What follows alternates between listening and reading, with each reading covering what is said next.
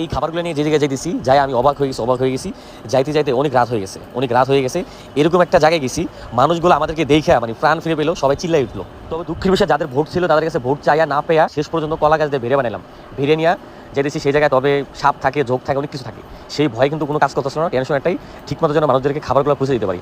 তবে আমাদেরকে দেখা উপরে যারা হেলিকপ্টার নিয়ে যেতেছিল, হেলিকপ্টার, তাদের কিন্তু আমাদেরকে দেখে মায়া হয়েছে। এই মায়াটা কিন্তু যারা ভোট ছিল যাদের, তাদের কিন্তু এই মায়াটা হয় নাই। অনেক চেষ্টা করে তাদের কাছে ভোট পাইনি, তবে এদের মায়া হয়েছে। এদিকে যখন তারা হেলিকপ্টার নিয়ে যেতেছিল আশেপাশে তারা মানুষ উদ্ধার করার জন্য, তবে আমাদেরকে যখন দেখলো আমরাও প্রাণ ফিরে পেলাম, আমাদেরকে যখন হাত দিয়ে টাটা দিল। তা এখানে খাবার এই মুহূর্তে এই মুরব্বী বলতেছিল আজকে 2-3 দিন হয়েছে খাবার পায় না, ভাত পায় না।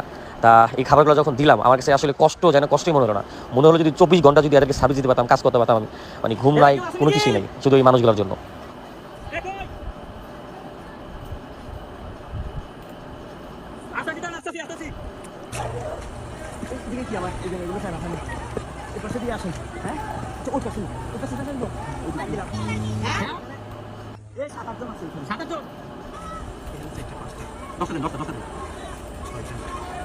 এত পানি হয়েছে যে শিল ডুবে গেছে।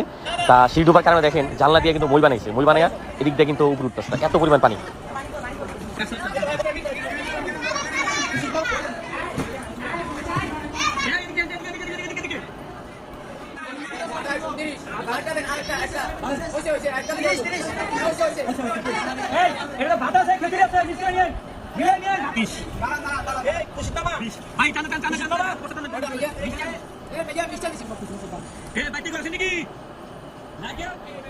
ভাই